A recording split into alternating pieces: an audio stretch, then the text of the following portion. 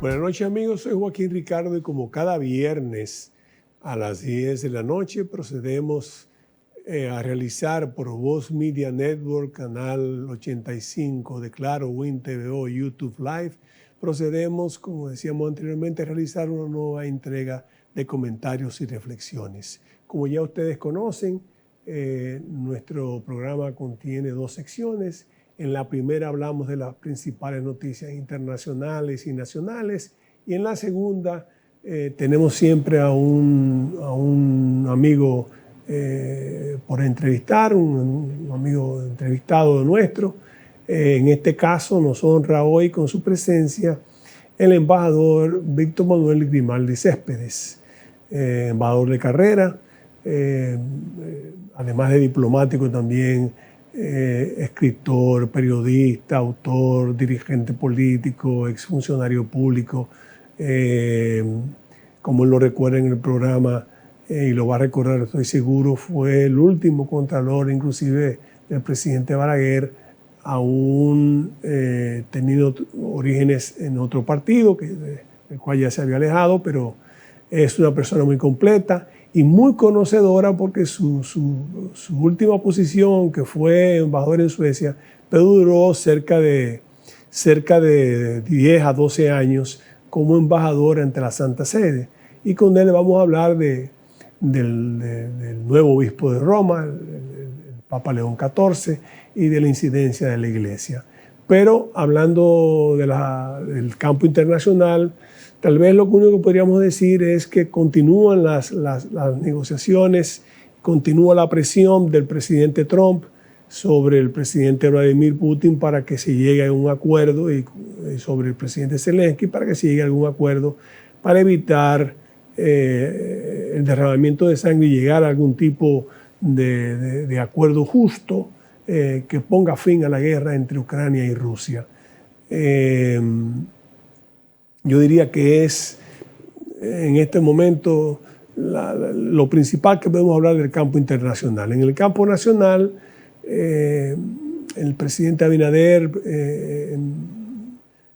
digamos que habló el lunes sobre el tema de la ley sobre la libertad de expresión y medios audiovisuales, en donde dijo que él no había puesto una coma, que eso había sido una ley producto de una serie de sectores y expertos en la materia que se habían reunido para promoverla. Una ley que ha resultado controversial y que al fin y al cabo uno se pregunta, bueno, si ahora uno de sus principales proponentes pues está hablando de que lo ideal sería quitar la parte que tiene que ver con los medios audiovisuales, no entiendo cuál es el sentido de la ley. Tal vez lo más prudente sería entonces que la ley completa no la conocieran. No la conocieran y hicieran otros cambios que hay que hacer para adaptar a la ley existente actual de libertad de expresión y difusión del pensamiento, que obviamente por los años que tiene cuando fue promulgada requiere de algunos cambios. Así también creó el presidente Abinader por decreto, algo que también hay que resaltarlo, una comisión como producto de la reunión, vamos a hablar de eso, de presidentes de la semana pasada, que por cierto no pudimos comentarla porque no tuvimos inconvenientes técnicos y hubo que repetir el programa, un programa anterior. No pudimos comentarla, nos parece oportuno que se reunieran el presidente actual Luis Abinader y los 3 expresidentes para intercambiar datos de inteligencia sobre el tema haitiano y la situación imperante en Haití. Producto de eso, vimos como el presidente en esta semana, justamente cuando se graba este programa el día jueves, aunque sale el viernes a las 10 de la noche, creó una comisión para readecuar el marco jurídico de todo lo que tiene que ver con la migración. Creo que serían tal vez las 2 noticias principales de esta semana en el orden nacional. Vamos pues amigos a una pausa y entonces venimos con nuestro invitado, el embajador Grimaldi.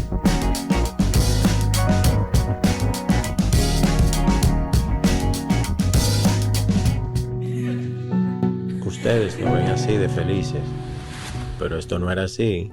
En la vida uno tiene que josear y resolver con lo que uno tiene. Un día nos sentamos y nos prometimos, vamos a tener nuestra casa propia, para que el chichi que viene en camino pueda crecer feliz y tranquilo. Pero en el fondo sentíamos que era imposible. Hasta que nos llamó el Ministerio de Vivienda y Edificaciones y comenzamos a saltar, pero de felicidad. Este es nuestro sueño. Vivimos en nuestra propia casa. Muchas familias dominicanas ya están viviendo un sueño que parecía imposible. Más de 9.000 viviendas construidas y entregadas. Tener tu casa propia y digna, sí se puede. Ministerio de Vivienda y Edificaciones.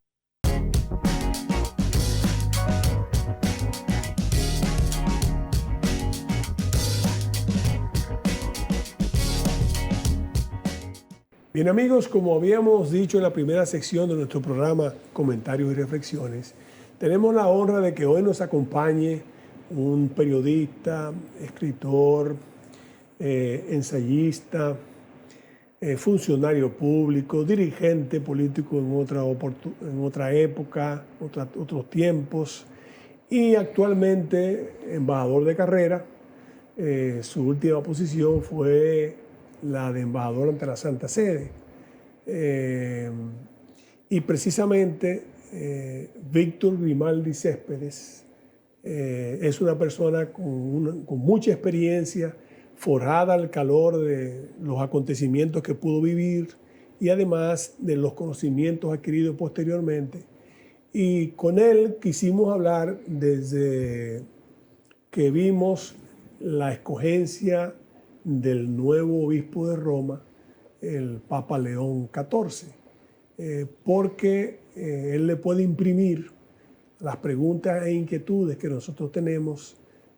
Con él podemos hablar no solamente de quién es el Papa, sino también de las implicaciones que pudiera tener el Santo Padre, que es la cabeza de 1.400, casi 1.500 millones de católicos en el mundo y que siempre ha jugado un papel preponderante. Así que las gracias por la honra que nos hace al estar con nosotros a Víctor Manuel Grimaldi Céspedes. Y con él, pues, quisiéramos comenzar de inmediato, además de darle la bienvenida, preguntándole su opinión sobre el tema del perfil de León XIV. León XIV,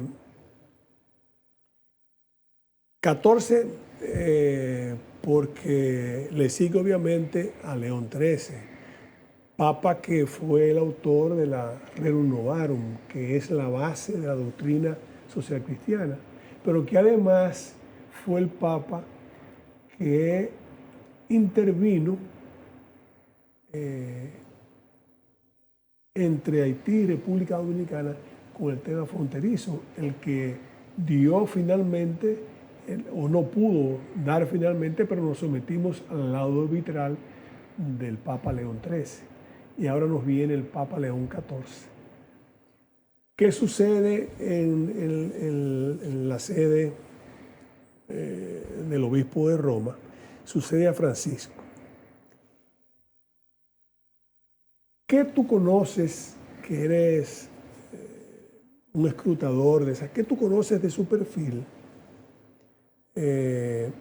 Y si eso implica tal vez que el Papa León XIV va a seguir yendo a la periferia como hacía Francisco, a los marginados, una iglesia menos eurocéntrica, tendiendo puentes con el Islam, inclusive con China, donde llegó un acuerdo para que los obispos que no lo nombraba la Santa Sede, finalmente el 50% lo nombraba el gobierno chino y el 50% fuera nombrado por la Santa Sede. ¿O tú prevés cambios importantes? Seguirá siendo una iglesia pastoral, pero también más eurocéntrica que lo que fue con el Papa Francisco. Seguirá siendo la Iglesia Católica. Bueno, eso es una gran respuesta, porque implica muchas cosas. La Iglesia Católica nunca ha dejado de ser la Iglesia. Eso es lo primero. Antes de continuar, Joaquín, naturalmente debo darte las gracias por esta invitación y decirte que siempre he agradecido tu amistad, el buen trato que siempre me has dado, la comunicación que siempre hemos sostenido, sobre todo por un motivo fundamental de una persona que se llama Joaquín Balaguer. Te comentaba cuando llegué aquí al edificio donde está el estudio, que solamente una cabeza bien puesta podía hacer lo que hizo, esa avenida que hay aquí, con una previsión de un paseo interno. O sea, un hombre extraordinario, Joaquín Balaguer, a quien yo conocí gracias a ti, en parte. Digo en parte porque yo lo conocía ya de muchacho, lo habíamos conversado en algunas ocasiones así por mi trabajo como periodista. Inclusive antes de ser periodista, yo era promotor social, trabajaba en los barrios en la parte norte de la capital, en la Sursa, en Cristo Rey, en varios proyectos de promoción, inclusive en uno que llevamos el agua a Cristo Rey con el Instituto de Promoción Social. Y una vez teníamos una exposición que nos invitaron a varias instituciones. Entonces el presidente de la República, eso fue en el año 1967, yo apenas tenía 17 años de edad. Y el presidente venía con los militares viendo, y yo le dije, presidente. Y lo llamó. Y él vino al stand que teníamos y me escuchó con mucha atención, yo dándole las explicaciones sobre el trabajo que estábamos realizando en los barrios de Santo Domingo. Todavía no había cumplido un año como presidente de la República, que fue electo el 30 de junio de 1966. Y asumió el 1 de julio. Asumió el 1 de julio todavía. Eso fue como en marzo, abril, por ahí. Y entonces, cuando yo llegué a mi casa, que yo le dije a mi mamá que mi mamá no lo creía. Que yo le conté que yo había hablado con el presidente Balaguer. Bueno, pasó el tiempo y después... Pero te faltó un detalle en las cosas que mencionaste sobre mi trabajo, y es que yo fui el último Contralor General de la República del presidente Joaquín Balaguer, desde el mes de febrero hasta el mes de agosto del año 1996. Por eso dije funcionario público, no quise... Y yo recuerdo que él me llamó un día, me llamó el general Pérez Bello, que me dijo, Víctor, el presidente quiere hablar contigo, tú estás ahí en tu casa. En esa época los celulares eran escasos, había 1, 2 o 3 celulares. Sí, yo voy a estar aquí, general. Pues yo te voy a llamar dentro de un momento. Bueno, me llamó, me lo puso, y me dijo, Grimaldi, usted y yo tenemos algo pendiente. Yo dije, dígame, presidente. Porque en varias ocasiones ya yo era adulto, yo lo había visitado en Palacio, y sobre todo que yo trabajé entre el año 1988 y el año 1991, 92, 93 con César Miquel en el programa de Naciones Unidas para el Desarrollo. Entonces a mí me tocó en algunas ocasiones conversar con el presidente Balaguer. Una vez fui a llevarle un resumen del proyecto de reforma tributaria que se estaba elaborando, entre otras cosas.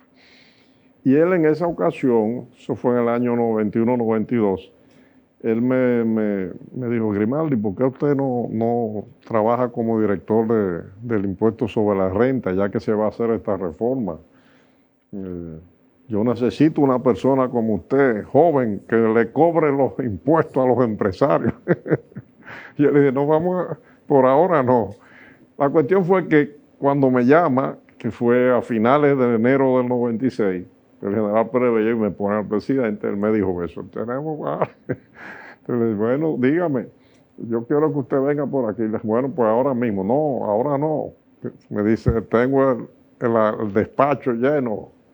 Pues mañana yo voy. Y dije, no, mañana no, porque mañana voy a inaugurar. Entonces, pues, dígame cuándo. Venga el viernes. ¿A qué hora? A la hora que usted quiera. Pues voy por la mañana. Se lo digo ahora al general Pérez Bello, que usted, no, se lo digo yo. Bueno, pues así fue. Entonces, el 5 de febrero, 5 o 6 de febrero del año 1996, yo voy entonces, me juramenta ya, como Contralor General de la República. Yo había pertenecido al Partido de la Liberación Dominicana y, aunque me había desvinculado, pero seguía simpatizando con Juan Bosch y con el PLD, que ya Juan Bosch no era candidato, pero sí ya había bajo cuerdas unas negociaciones, porque la Constitución de la República había sido modificada en el año 1994 y se había establecido la doble vuelta electoral. Entonces parecía que iba a haber una segunda vuelta y el mismo doctor Euclides Gutiérrez Feri había estado visitando al doctor Balaguer, Miguel Coco se reunía y Danilo Medina con Guaroa, o sea, se estaba preparando algo. Y bueno, pues está bien, él me propuso, yo le acepté. Y desempeñé esa función en los últimos 6 meses. Así que ese era un detalle, que faltaba en la presentación.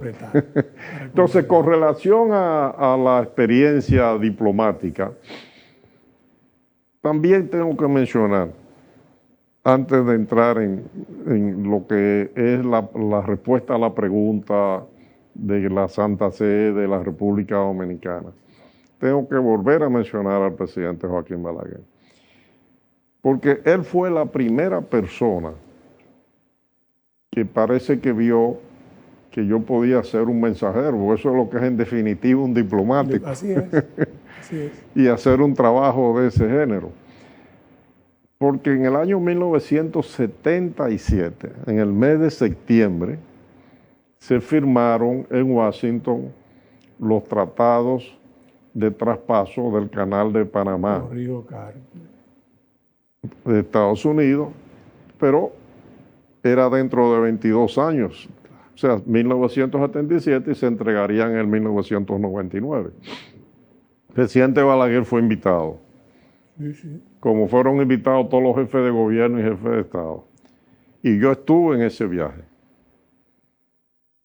Y en un momento, yo fui con el periódico La Noticia, en un momento en que varios periodistas, no solo dominicanos, sobre todo había también extranjeros, que una periodista americana de un canal de televisión le hace una pregunta al presidente Balaguer, una pregunta insulsa, porque el presidente de la República, Joaquín Balaguer, está en Washington tratando temas como que tienen que ver con el canal, pero a nosotros nos interesaban también temas bilaterales de relaciones con los Estados Unidos.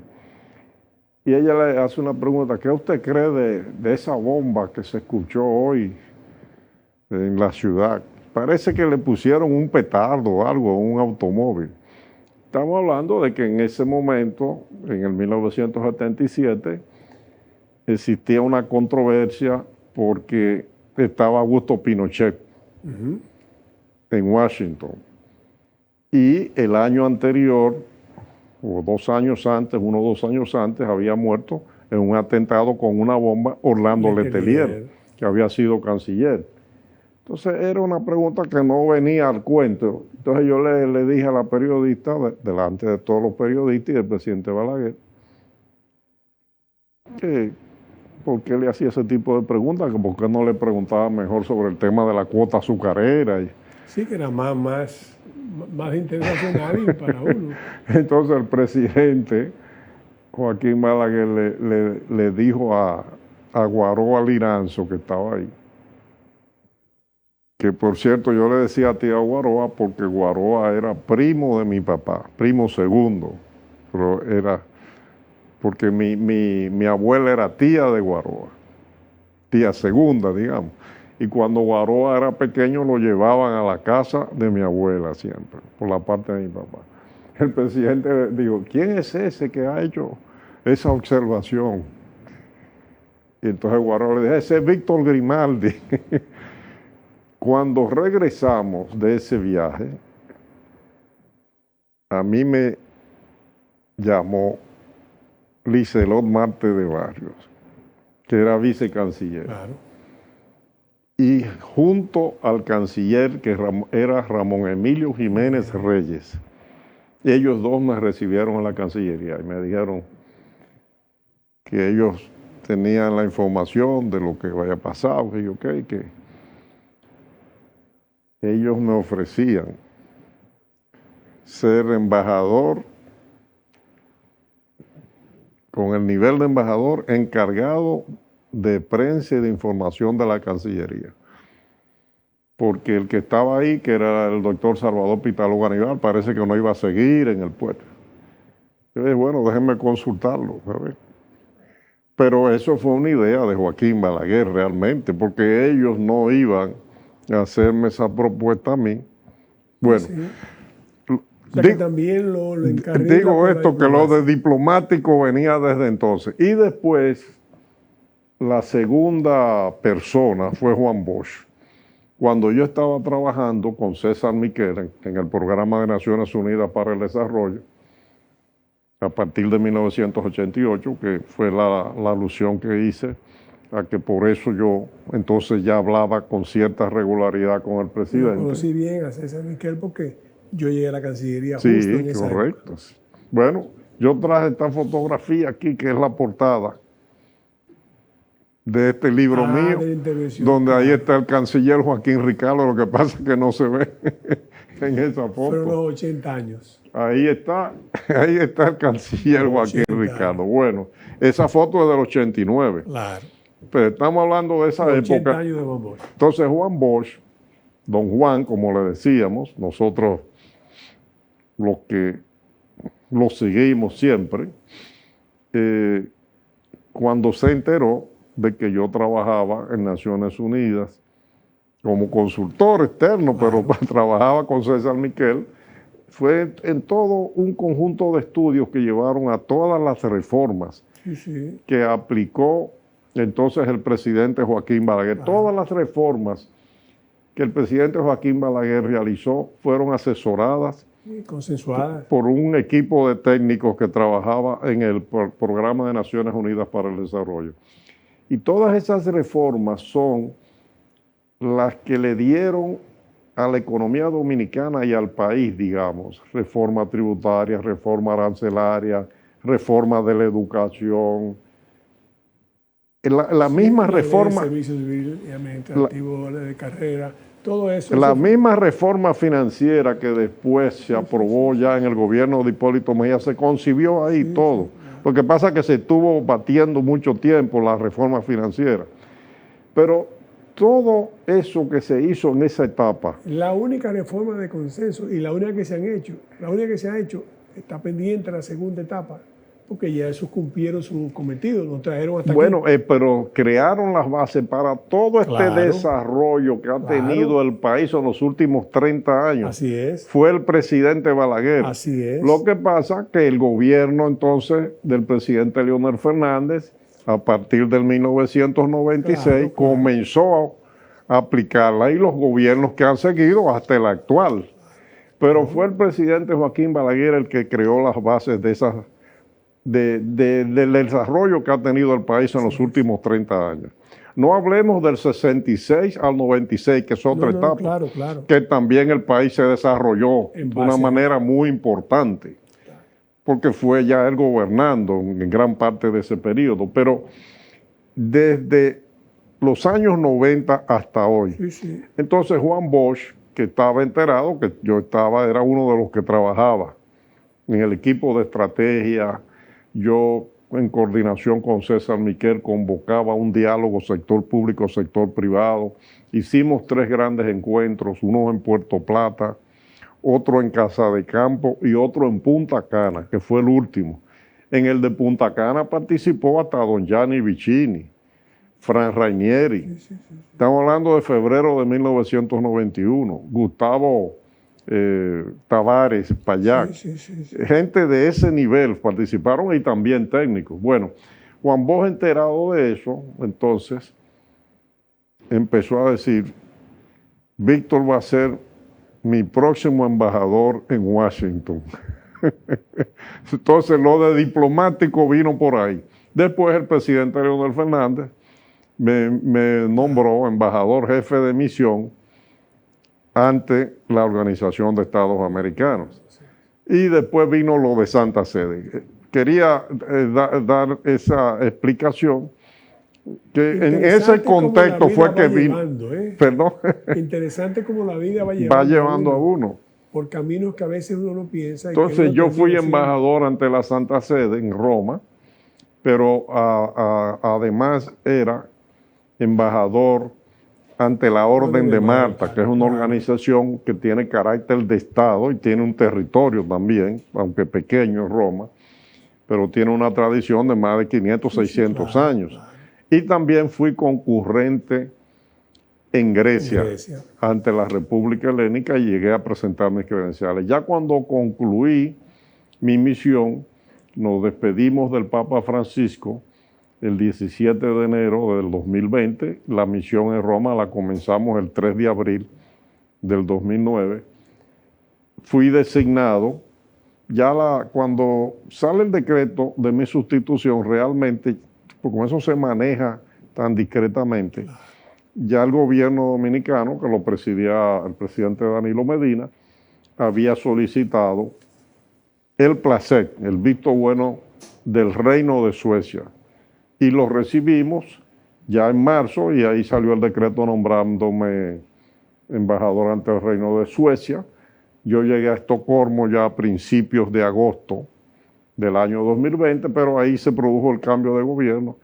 Pero al final, después de todo un proceso, he quedado como embajador de carrera diplomática, reconocido por el anterior gobierno y por el gobierno actual, de acuerdo con las normas. Importante. Pues ya eso se regularizó totalmente.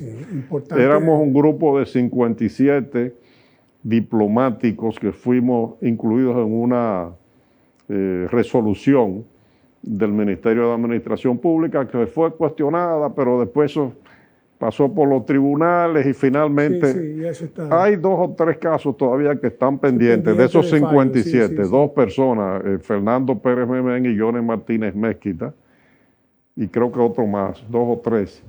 Pero eso se resolverá también, ellos serán incorporados. Bueno, vamos a hacer una pequeña pausa para entonces... Para entrar ya en estos temas, pero yo creo que era importante y quiero además abonar, presentar el contexto de mi trabajo diplomático. Porque iba a decir eso justamente, que fue una labor muy fructífera la que él desarrolló ante la Santa Sede, que fue donde más tiempo tuvo. También en la OEA, pero sobre todo ante la Santa Sede, el culto mariano y otra serie de cosas más que yo creo que es importante que vamos en la segunda, digamos, después de esta pausa comercial, iríamos a tratar junto con la respuesta que a mí me interesa, porque ante todo también, de todo, como él es, un ejemplo de todo lo que él ha desempeñado, también es político y tiene un fino olfato, y quiero ver qué él piensa, porque además escribió Trujillo y el Papa, que ahí tiene un ejemplar, y el Papa, la diplomacia, ¿verdad?, en el Vaticano y más allá, en la época de Trujillo. Pero vamos a esa pausa comercial y volvemos entonces de inmediato con Víctor Grimaldi.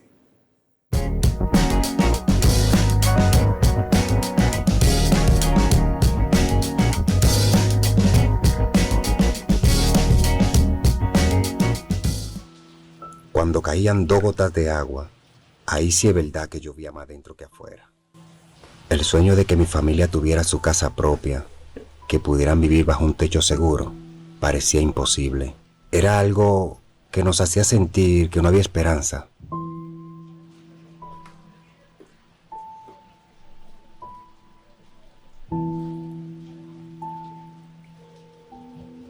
Hasta que nos llamaron del Ministerio de Vivienda y Edificaciones con la mejor noticia de todas: que ahora tenemos nuestra propia cocina, nuestro propio hogar, nuestro lugar favorito. Tener tu casa propia y digna sí se puede. Más de 9.000 viviendas construidas y entregadas. Tener tu casa propia y digna sí se puede. Ministerio de Vivienda y Edificaciones.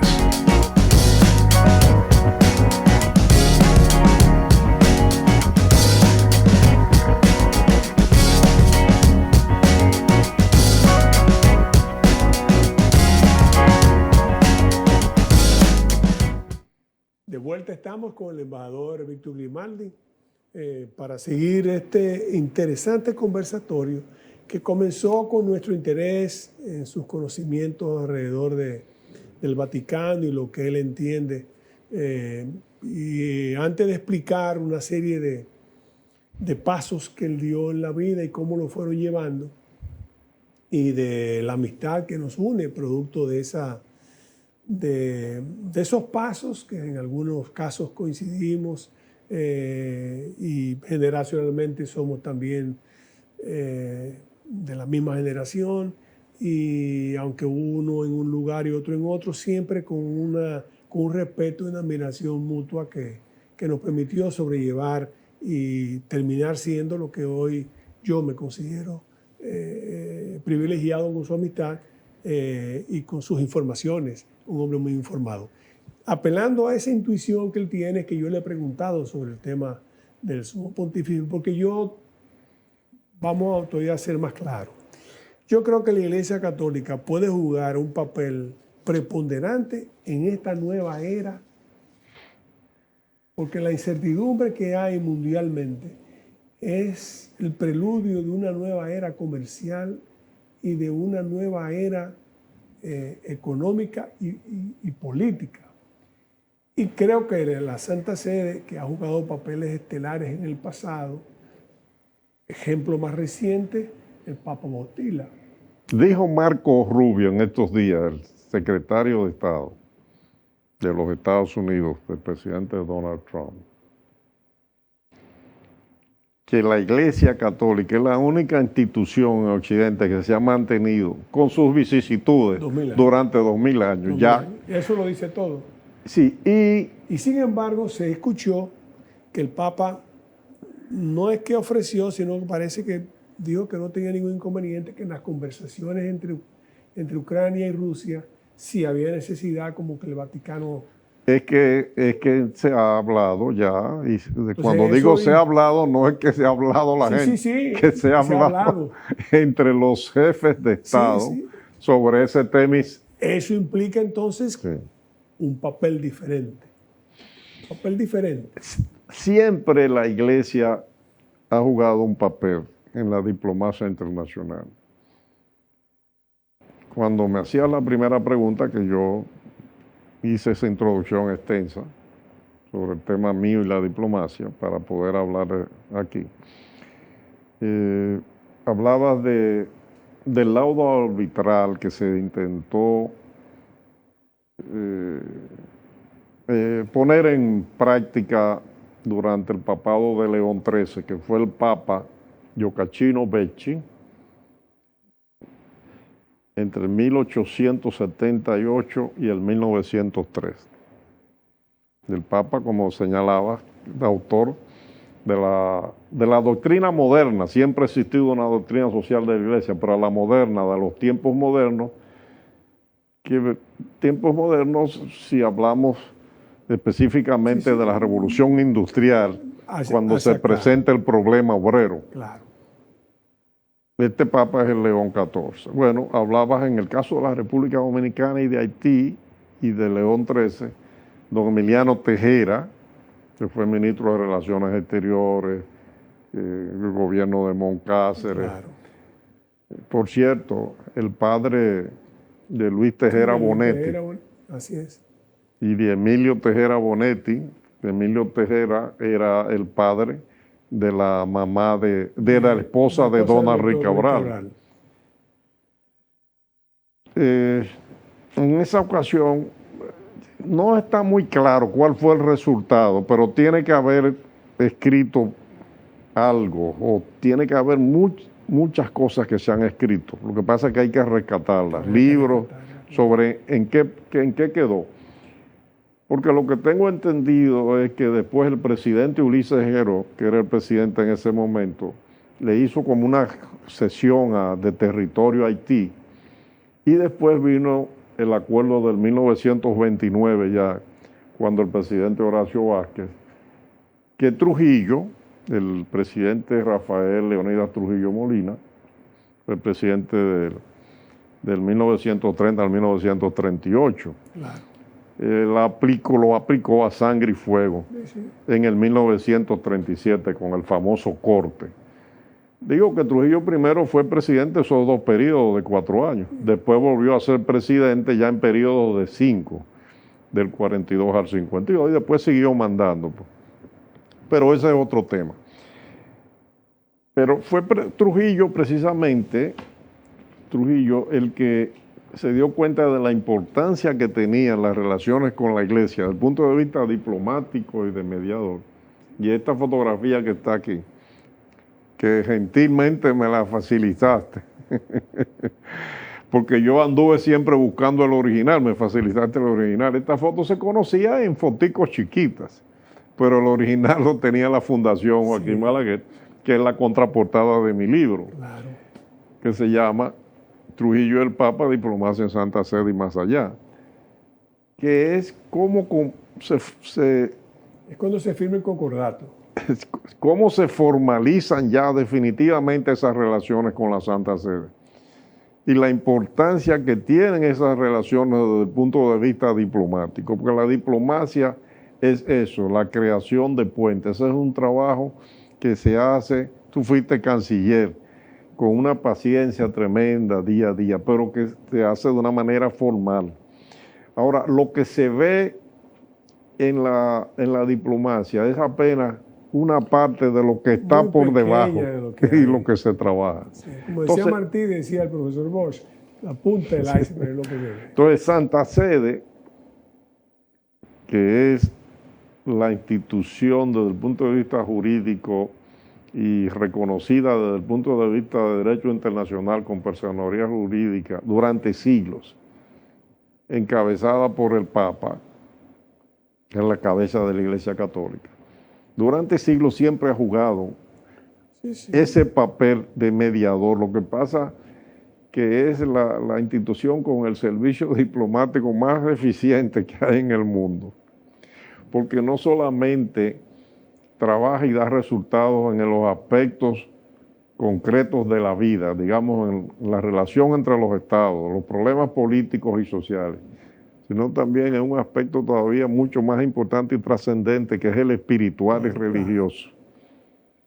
Y el Papa León XIV, que adoptó ese nombre justamente, y él lo ha explicado, porque el antecesor León XIII, Giocacchino, que fue el Papa, como decíamos, del 1798 al 1903, tenía o tuvo una serie de afinidades con la orden religiosa a la que él pertenece, al Papa actual.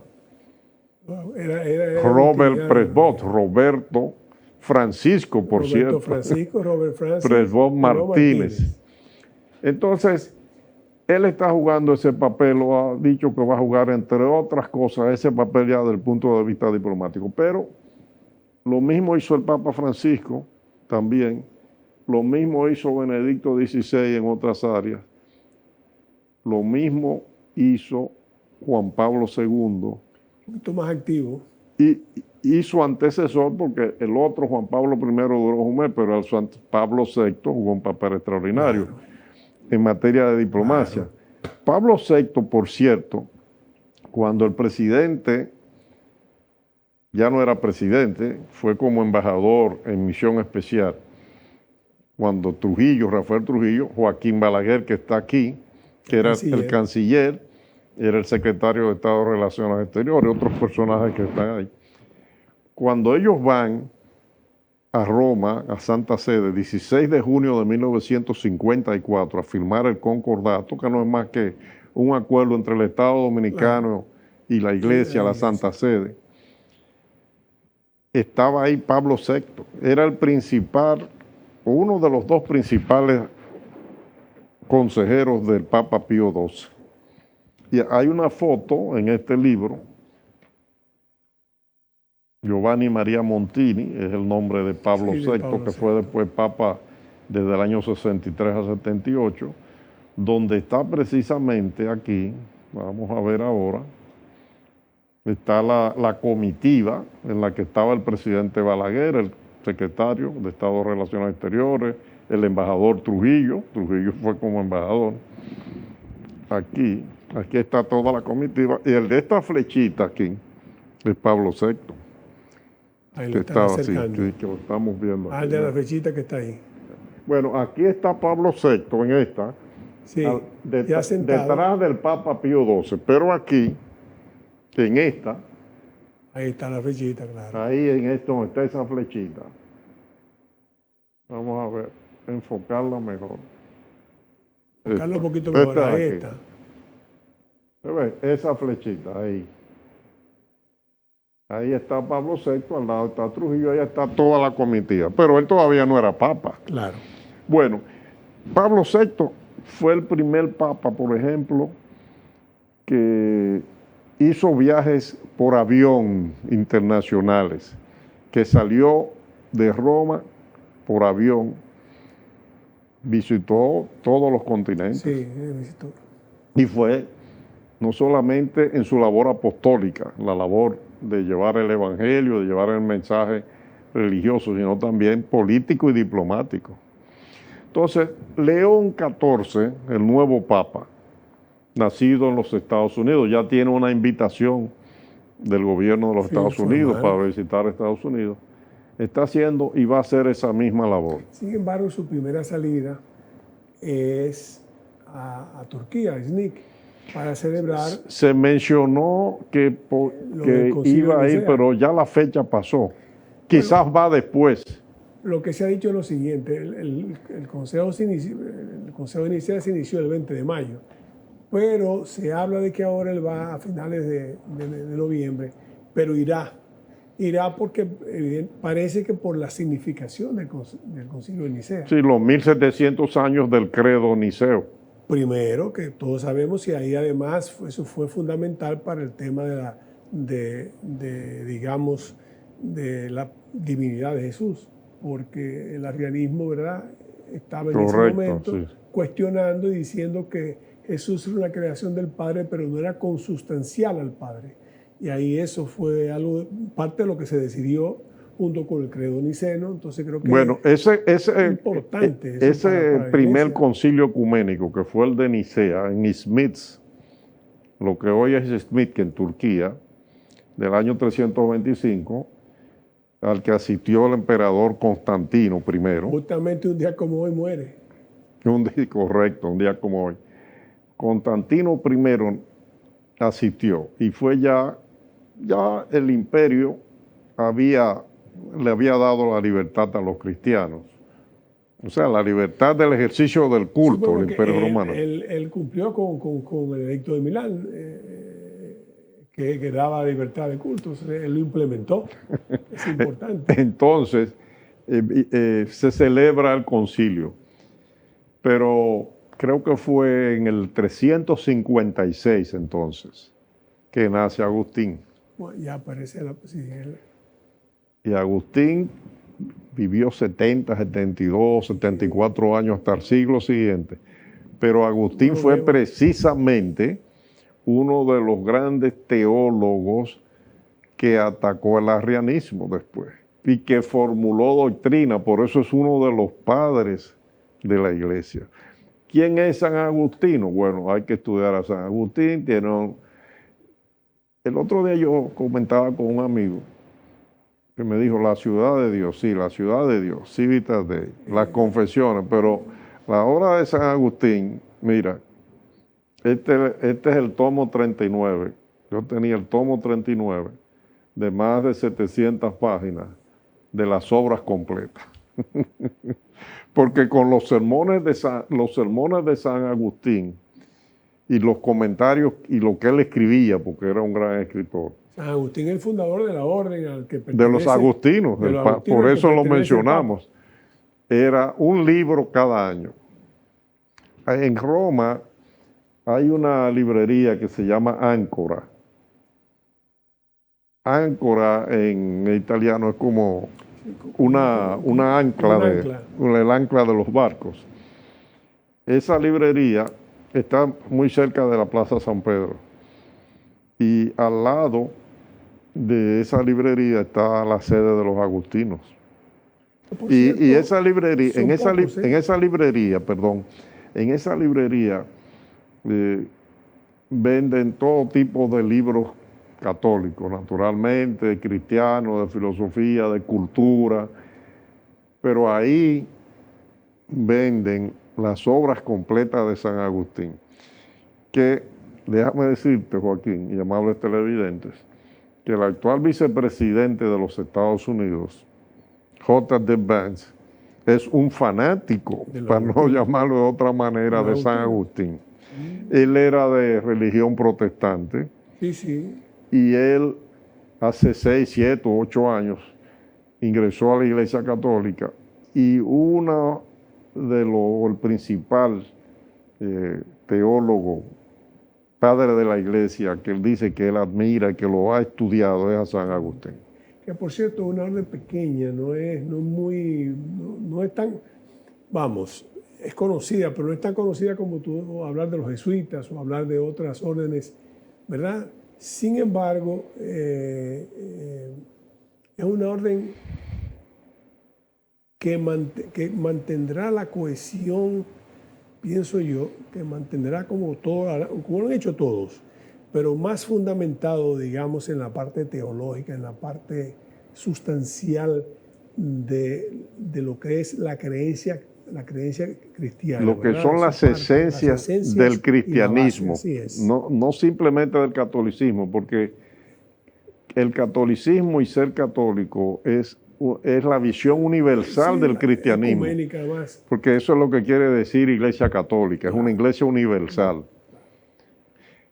El pensamiento de San Agustín, en el momento que se desarrolla, que es después de este concilio de Nicea, claro, del año 325, él nace 20 años después, pero ahí es que está esa etapa de desarrollo de ese pensamiento teológico. Es una de las esencias fundamentales y de las bases, una de las bases de todo lo que ha sido después la tradición de la Iglesia en cuanto a teología. Por eso.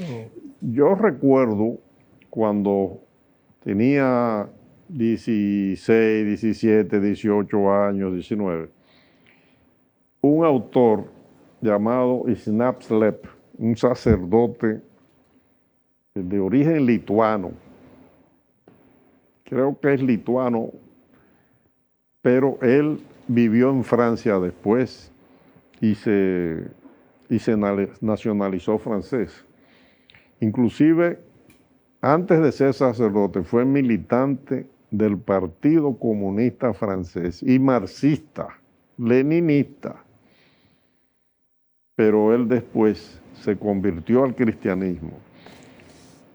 Uno de los autores que él siempre menciona en sus obras es a San Agustín.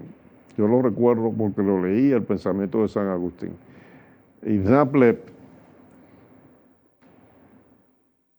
tiene la existencia auténtica, filosofía cristiana de la existencia, donde él hace un análisis entre el existencialismo de Sartre, de Jean-Paul Sartre, que es un existencialismo ateo, el de Heidegger, alemán, y después de otros autores, inclusive cristianos.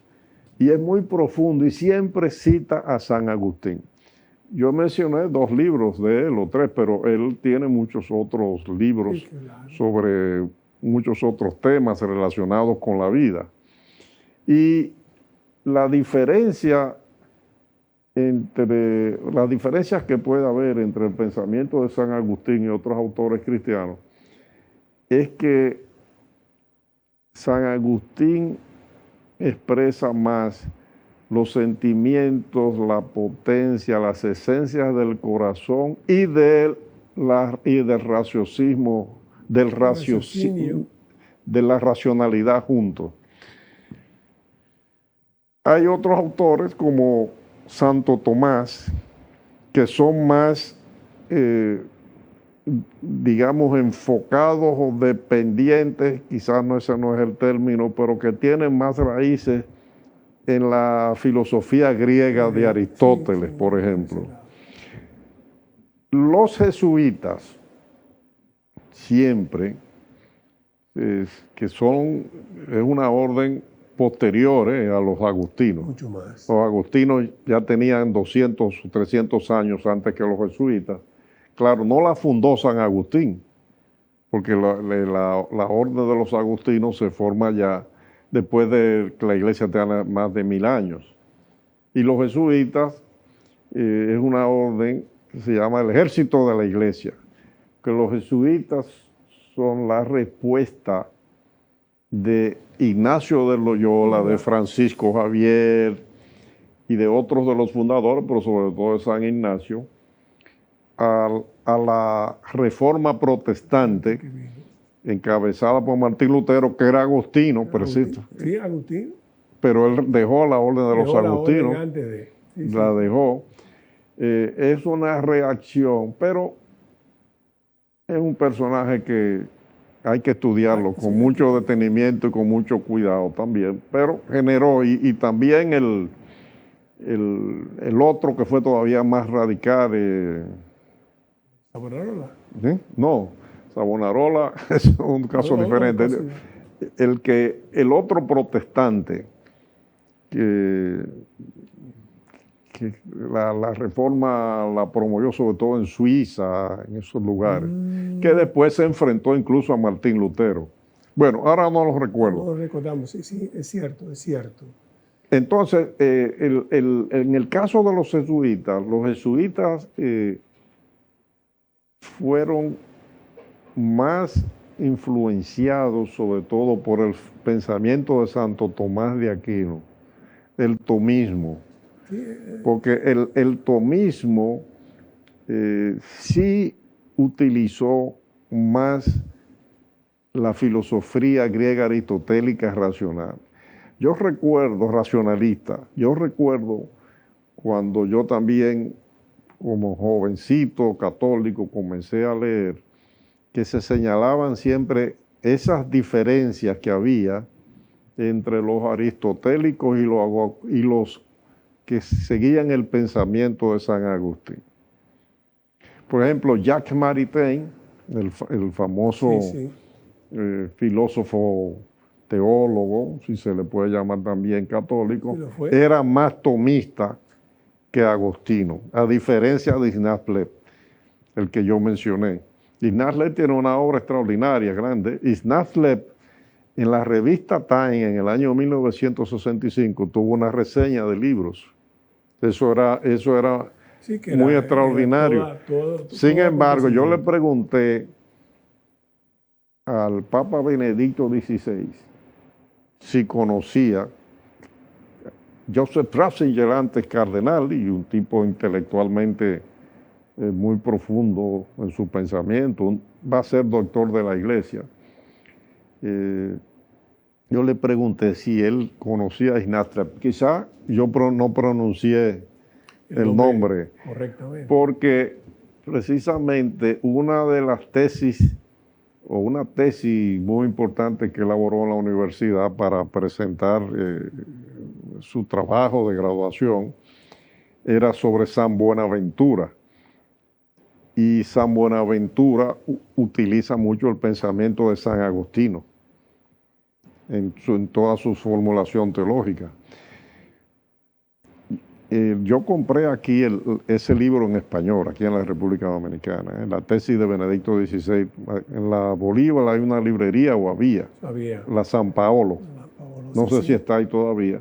Hace como 15 o 16 años compré ese. Entonces le pregunté por eso al Papa Benedicto XVI, pero no sé, porque él no me dijo ni sí ni no. Al Papa Francisco después, en una conversación que tuvimos, también le pregunté y me dijo que sí, que lo había leído, porque justamente las obras de Schnapp-Lepp, donde la difundieron fue en Argentina, a través de una editorial, Lolec, en esa editora, y llegaban aquí a la República Dominicana. La vendían en la Noel, en el pedazo de calle que está entre la Hostos y la Catedral. Había una o dos librerías católicas, una de ellas propiedad de una hermana de Monseñor Juan Félix Pepén. Ahí vendían los libros de Schnapp-Lepp. Ahí yo los leí. Entonces yo tengo una noción quizás muy superficial, pero de lo que es el pensamiento de San Agostino. Entonces, en ese sentido. Pudiéramos concluir, porque obviamente tenemos que concluir. Debemos concluir entonces que la presencia como nuevo obispo de Roma de León XIV va a fortalecer, digamos, las esencias del cristianismo y a jugar el papel que la Iglesia siempre ha desempeñado, a veces de forma más abierta, más porque lo obligan las circunstancias, como fue el caso de Juan Pablo II y su alianza junto con Thatcher, Reagan al mismo tiempo, que definitivamente ayudaron a la caída del muro de Berlín y ayudaron a lo que es la desintegración de la Unión Soviética. Pero podemos concluir entonces que será un papado más en base a fortalecer las esencias del cristianismo, un papado más universal, me parece más tiempo por la edad, es posible que tenga papado de 15. Un cambio, es un cambio en la continuidad de la Iglesia, porque vayamos al tema de la doctrina social y de León XIII. La Iglesia planteó siempre que no estaba de acuerdo con los extremos del socialismo, comunismo, ni del capitalismo. Así es. Y planteaba una vía intermedia. Una línea intermedia con el problema obrero, que es uno de los temas que trata León XIII en su encíclica Rerum Novarum, y que ahora el Papa León XIV ha replanteado el tema. Triunfaron en Europa, en algunos lugares, los regímenes que decían que iban a implantar los gobiernos de la clase obrera. Y la Iglesia, en la medida en que vio el desenvolvimiento de los tiempos y de los años, se dio cuenta que no era así. No eran gobiernos al servicio de la clase obrera, en definitiva. Se montaba a dirigir el Estado una élite que después se acordaba de algunas cosas de los obreros y de otras no. Por eso... Pero por eso tú dices que un cambio y continuidad. Por eso Juan Pablo II, que había nacido en Polonia y donde existía uno de esos regímenes que decían que eran la redención de los trabajadores, al primer país que él visita después de estar en República Dominicana, que fue el primero, el segundo México, pero el primer país después de este viaje, estuvo aquí en enero del año 1979, después fue a México, pero es después Polonia en junio. Entonces él trabajó porque en su país hubiese un cambio, porque se había estancado el desarrollo social y económico y sobre todo la clase obrera polaca, que era la que encabezaba la protesta contra el régimen comunista. Entonces, ahí coincidió con el presidente Ronald Reagan. Pero esa política, en realidad, quien la inició fue Jimmy Carter, presidente Carter, porque con la defensa de los derechos humanos que estableció el presidente Carter, que fue el presidente de enero del 77 a enero del 1981. Jimmy Carter fue que lo inició y fue el primero que hizo un acuerdo con el Papa Juan Pablo II, lo llevó a Estados Unidos. Y los dos se pusieron de acuerdo. Bueno, después cambió el gobierno porque Carter perdió las elecciones. El presidente Reagan la continuó y la profundizó. Y como señalabas, lo aludiste, lo mencionaste, Joaquín, eso condujo en la década de los 80 ya finalmente a que hubiese un cambio político importante en los países donde lo que se llamaba la Unión Soviética gobernaba. Desapareció la Unión Soviética y Rusia, que era la fuente principal de poder de la Unión Soviética, también sufrió un cambio. Y Rusia cayó además en un hoyo, pero surgió el gobierno de Boris Yeltsin que dejó a Vladimir Putin. Y el mismo presidente Vladimir Putin ha sido un crítico de todo lo que eran los males del sistema comunista. Él los ha criticado, aunque él vino de ahí. Rusia hoy es otra realidad. Pero entonces, volvamos a la iglesia, porque tenemos que terminar. ¿Cuál es el papel de la iglesia en todo esto? En todo este proceso mundial. Buscar la armonía. Porque mencionaste... Pero tú hablas de cambio y de continuidad. Mencionaste que estamos en un proceso de cambio. Estamos en un proceso de reordenamiento total, que es un tema para uno o varios programas. No, eso es así. Que es lo que está pasando ahora mismo. Es un proceso ya que estamos viendo, porque lo que ocurrió en los años 90 hasta hoy, después de la caída de la Unión Soviética, produjo progreso, pero también produjo estancamiento, Si entramos ahí, seguimos el programa. Produjo cosas buenas y cosas malas, porque como dice el Papa León XIV, el mal está ahí. Y el mal hay que combatirlo. Bueno, pero hay que agradecer la presencia de nuestro amigo el embajador Grimaldi, quien nos ha dado su visión basada en experiencia. Qué pena que tengamos que hacer un programa tan limitado, porque la verdad es que aquí en televisión el tiempo manda. Pero daría para poder hablar de todo lo que él ha mencionado y ya al final estaba tocando las razones por las cuales se produce este cambio, que es también importante, que la gente a veces no lo entiende, esa parte. Pero, amigos, nos veremos Dios mediante en una próxima entrega de comentarios y reflexiones el próximo viernes. Se nos quedaron, por cierto, los libros de los cuales el señor Grimaldi es autor, que son tantos, pero entre Sangre, el barrio del jefe, Tumbaron al jefe, entrevistas sobre el golpe de Estado de Juan Bosch,